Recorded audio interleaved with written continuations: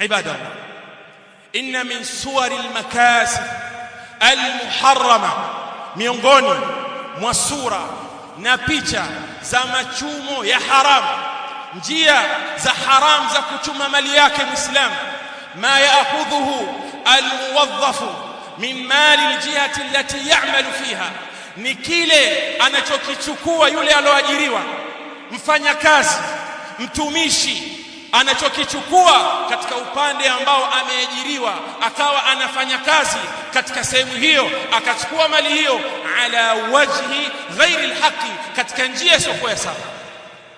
Fa inma yatakassabuhu, ikawa yeye anaichuma mali hiyo an tariqi arishwa, anatuma mali yake ndani ya sehemu yake, ofisi yake aliyoajiriwa katika serikali au taasisi binafsi au duka alokabidhiwa au ofisi aliyopewa, akawa anaichuma mali hiyo katika njia ya rushwa,